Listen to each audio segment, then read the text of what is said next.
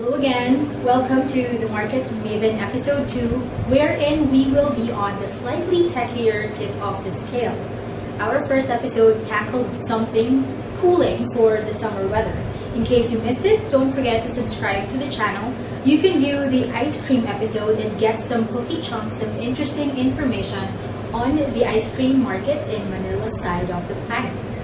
So now on our second episode, our question goes, what are the top 5 mobile apps that you use?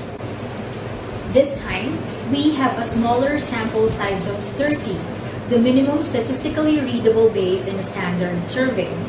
This means that even if we had a split by gender in our sampling of survey participants, so that is 15 males and 15 females, and we have a good distribution by age group.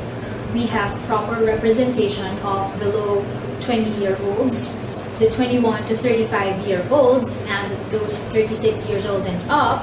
We can only read the data as a whole. So what do I mean by the phrase that data can only be read as a whole? So let's take the first episode on our ice cream study as a reference, for example. So in our first study, we sampled or interviewed 100 people. For that base of 100 respondents, we have a split by gender, which is 50 males and 50 females. Since our sample size by gender is 50, that is more than the minimum statistically readable base, which is 30. We can read the data not just as a whole by the total available data or by the total responses, but even to a level by gender. So for example, reading data as a whole can be a little more than half of people surveyed has brand X as top of mind. But since we have a sufficient sample size by gender, we can go right ahead and say, for example, that slightly more females, say at 52% of those females interviewed, have brand X as top of mind than the males. Say only 41% of the males said brand X as their top of mind. Obviously, 52% of females is slightly more than 41% males, considering that we have a similar base of 50 per gender in that ice cream survey of 100 people. But for our study on mobile applications, wherein we have a total of only 30 participants, we can't read the level by gender or by age because our base would be too small. Only 15 males and 15 females, and only 10 respondents who are below 21 years old, 10 who are in the 21 to 35-year-old age range, etc. So we can't confidently say that gender comparison on our data would be a good reflection of realities in the market.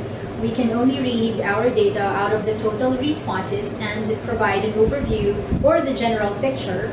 And for a base of 30 in one location, it gives a sound indication of what are the top 5 apps used by people in the area studied or the city that our area is a part of. But if it's noticeable that, say, one app is mentioned by 3 different people among the below 20-year-old age range and not by anyone older than that, it could be interesting to note a potential trend in that age group, but we have to read that with caution since we're looking at a very small base of a population of that age bracket. We can't guarantee that the results are true for the whole Philippines, as after all, we only sampled 30 people. Another limitation is that we didn't ask for the model of their mobile phone, whether Android or iOS, and we cannot say how they got the apps, if built in the phone or directly downloaded from app market channels such as Google Play Store or Apple Store, or if through other platforms, like if just shared by their friends via Bluetooth or other files transfer apps, etc. But it still could be helpful and good to know to anyone involved or interested in the world of mobile apps. Let's go to the results. Not surprisingly, the top 3 apps mentioned to be used by the 30 survey participants interviewed this time around in Eastwood in Quezon City, Metro Manila are...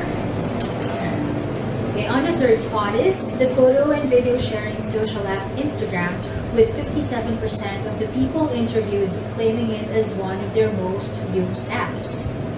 On the second spot is the communication app Messenger. It's not so much of a groundbreaking discovery though, isn't it? And on the top spot is, do you want to take a guess?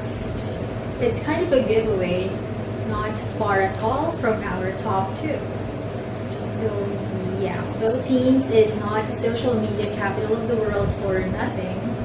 And it's no surprise given that it's widely observed that there are many Filipinos scattered all over the globe, and that connecting with loved ones has become vital through this platform. Number one app used by most people surveyed is Facebook. So I bet you didn't know that. Well, now we do. Let's check out what other mobile apps keep some Filipinos around Eastwood City glued on their mobile phones these days.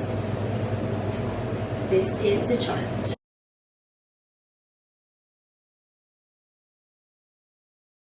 So look what we have here. On our top 4, used by 37% of people interviewed, is the commentary app Twitter, closely followed by the video platform YouTube at 33% usage. You can see the rest, the multimedia messaging app Snapchat, popular among younger age bracket, or as reflected by one of our participants, even middle-aged mom with a teenager kid.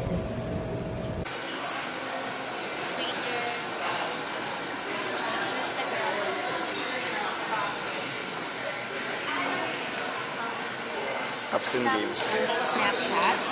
Okay.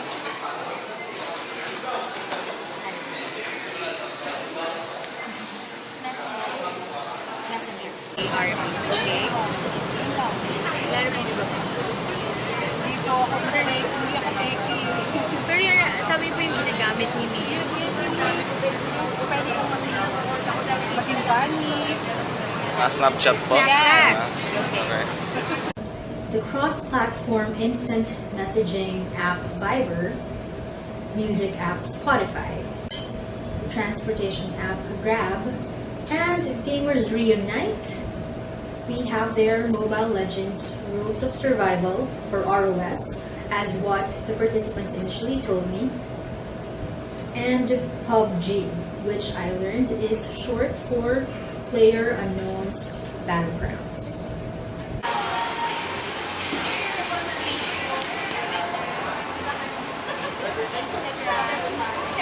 Mobile Legends. Rules of Survival. Rules of Ross. Survival.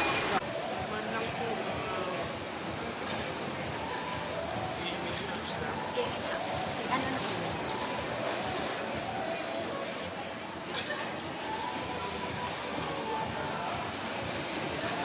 Laro lang po ako. Mobile Legends. Ano ba?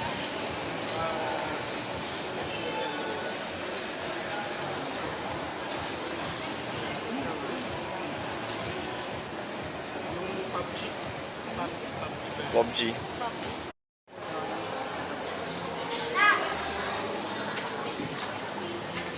Pati games. Oo, kasama na rin yan. Ito yung top 5. Okay, ano po yung top 5 mobile apps? Yung top 5 na mobile app na yun, yung Rules of Survival, Okay. Facebook, Twitter, Instagram, message. Search engine giant Google is not to be missed. Thrown in there as well is online shopping platform Lazada.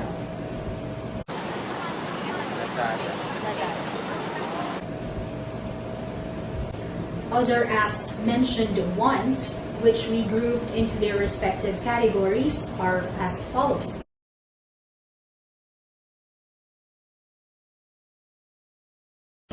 Email apps, particularly Gmail and Yahoo Mail. Other communication apps, Skype, IMO, WeChat. Skype. Sorry, Skype. Okay.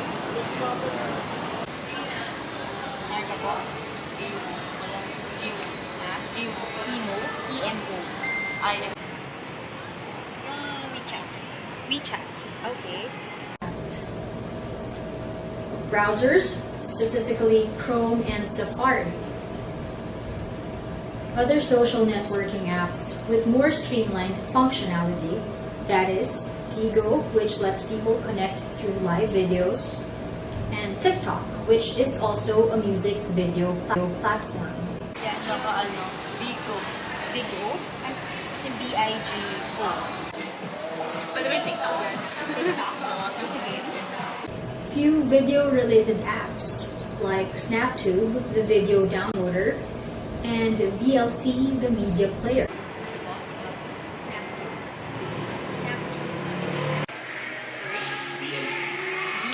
Player.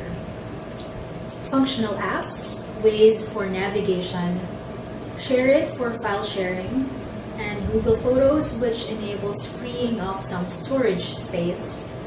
And there's also Stubborn Trojan Killer, which helps Android users find and delete any potentially dangerous apps.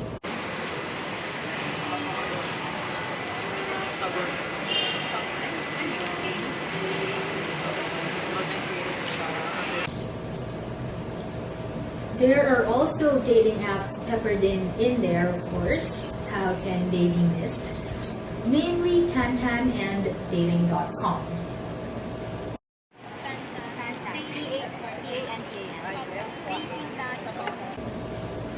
Some lifestyle and news apps. The Idea Catalog Pinterest, Resto Reservations and food discounts app Bookie, musical accompaniment Guitar Tuner, local entertainment and news, namely I Want TV and GMA News. Pinterest. Pinterest. Okay. So what are the top 5 mobile apps?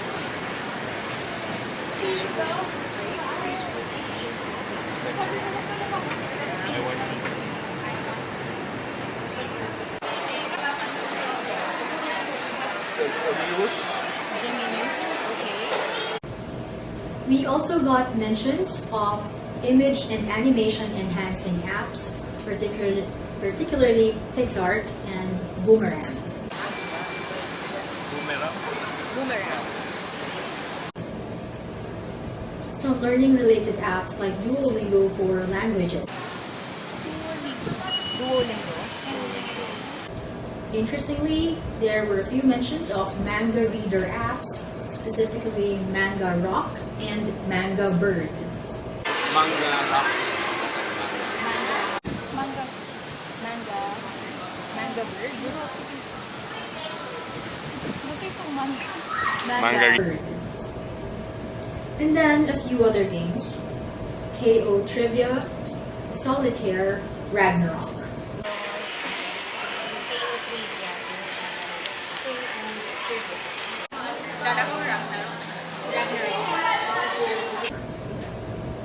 And lastly, the source of most apps, Play Store. So there you have it. Those are the mobile apps captured within the radar of our survey. Fieldwork Date was May 28, 2018. Results generated here is not representative for the whole Philippines and is only valid for a limited time period of 6 months maximum. So subscribe to the channel for upcoming episodes with more research tips and trinkets of market data.